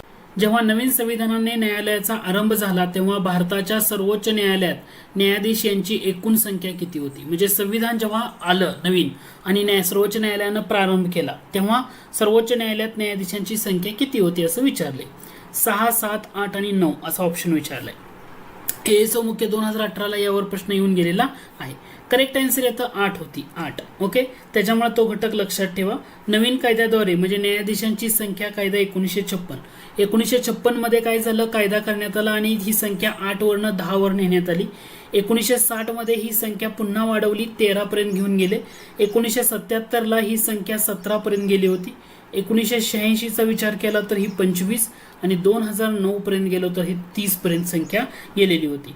आता काय झालं, सर्वोच्च न्यायालय न्यायाधीशांची संख्या सुधारणा विधेयक 2019 की जे लोकसभेमध्ये 5 ऑगस्ट 2019ला संमत केलं, राज्यसभेमध्ये 7 ऑगस्ट 2019ला संमत करण्यात आलं आणि न्यायाधीशांची संख्या काय केली, 30 वरनं 34 पर्यंत नेलेली आहे. 34 म्हणजे कसं, एक सरन्यायाधीश आणि 33 इतर न्यायाधीश अशी हे स्ट्रक्चर आहे सध्या. हा मुद्दा इथं लक्षात घ्या. करेक्ट आन्सर येतं 8 हे तुमचं करेक्ट. ओके, पुढचा प्रश्न आहे, फेडरल कोर्ट ऑफ इंडियाचे सर्वोच्च न्यायालयामध्ये रूपांतर कधी झालं?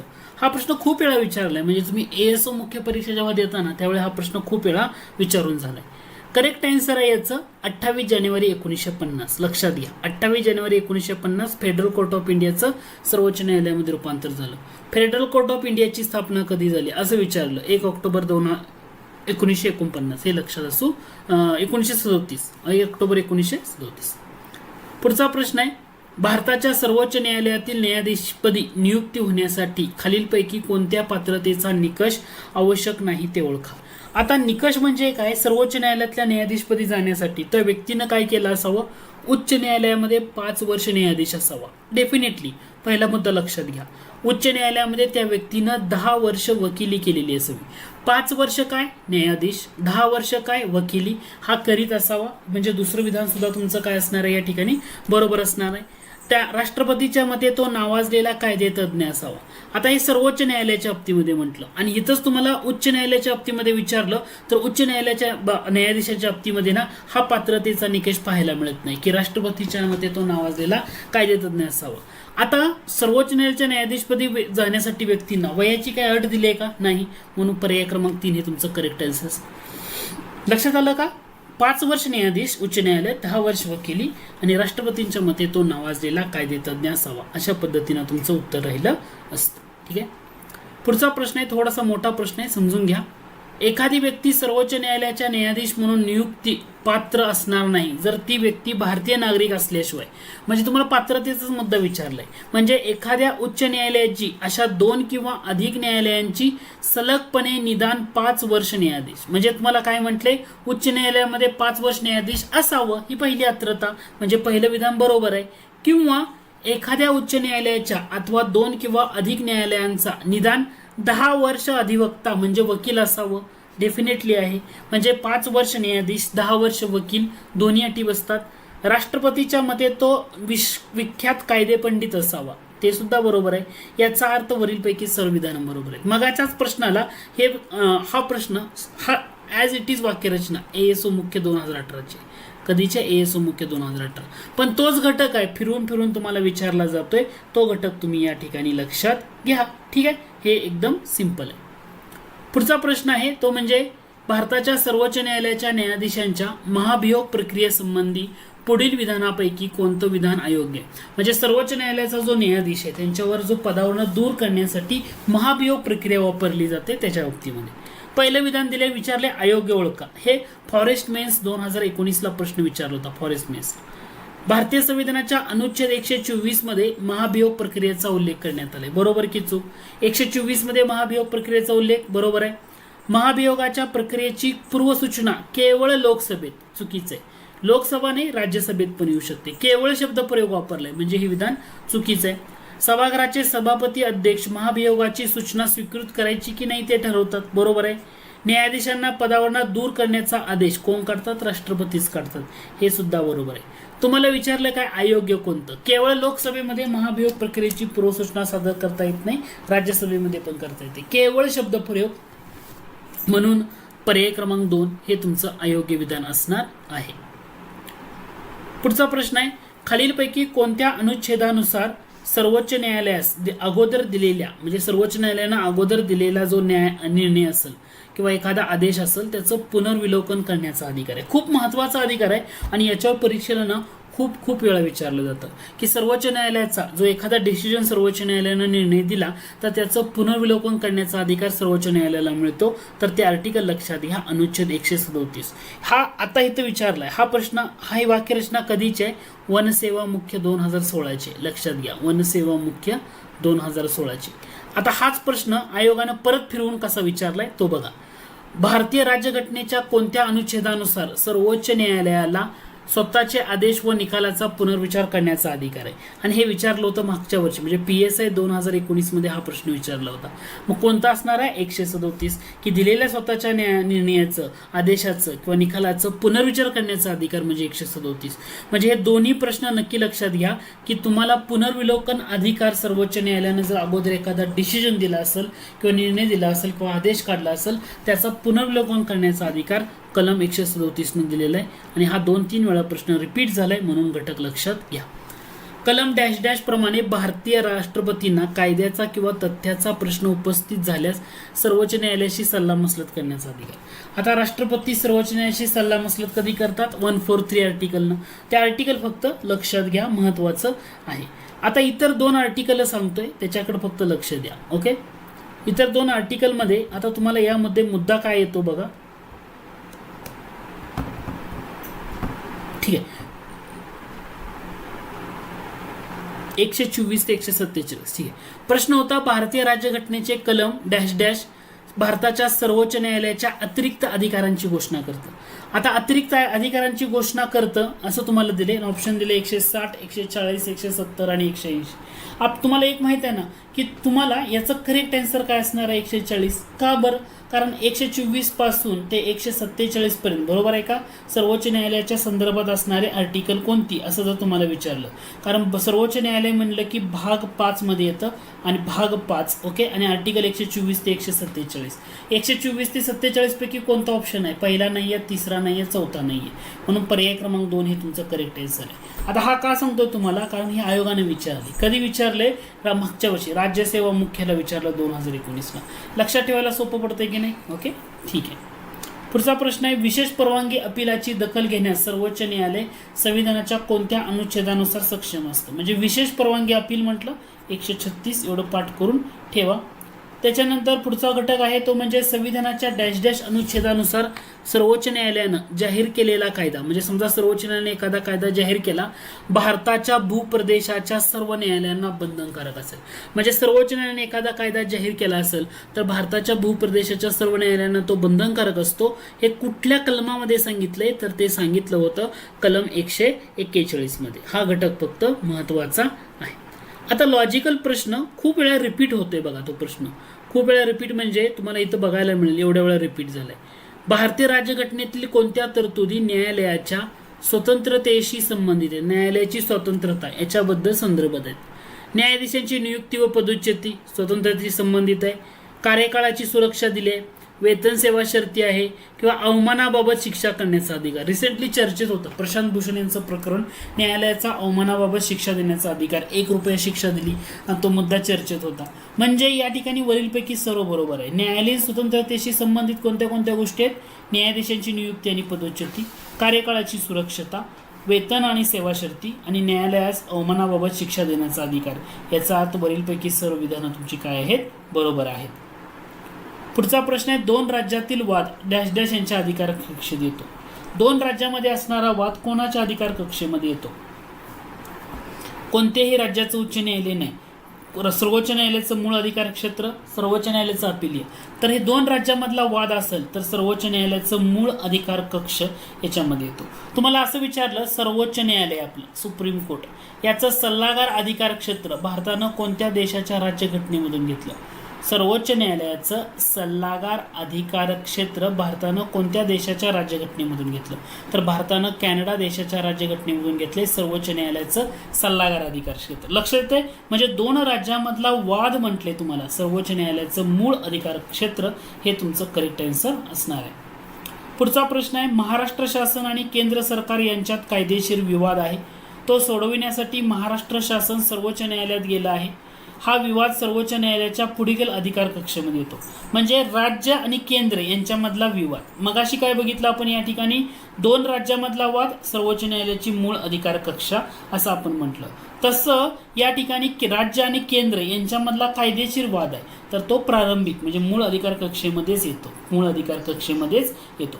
आता यावर आयोगाचा एक सेपरेट प्रश्न आहे की ज्याच्यातून तुमचा जो कन्सेप्ट आहे तो तुमचा या ठिकाणी क्लिअर होऊन जाईल की सर्वोच्च न्यायालयाच्या प्रारंभिक अधिकार कक्षेमध्ये किंवा मूळ अधिकार कक्षेमध्ये कोणते कोणते घटक कन्सिडर होतात त्याच्यावर असणारा हा आपला पुढचा प्रश्न आहे. तुम्हाला देताना काय म्हटलंय, खालीलपैकी कोणते सर्वोच्च न्यायालयाचे प्रारंभिक अधिकार कक्षेमध्ये समाविष्ट आहेत?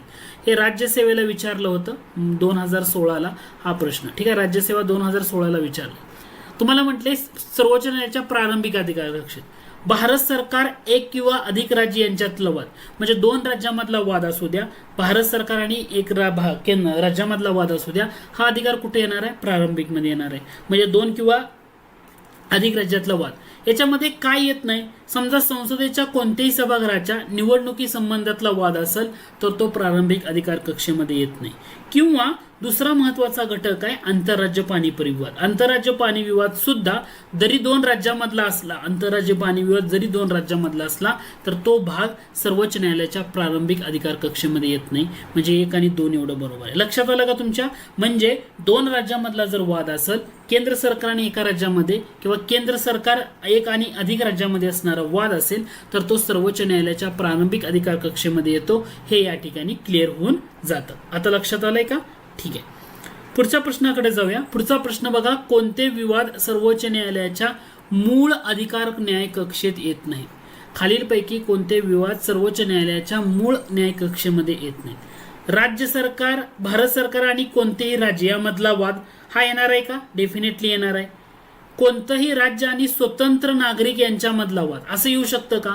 दोन राज्यामध्ये असणारा वाद असेल, दोन राज्यामधला असणारा वाद असेल तर सर्वोच्च न्यायालयाच्या मूळ न्याय कक्षेत येणार आहे.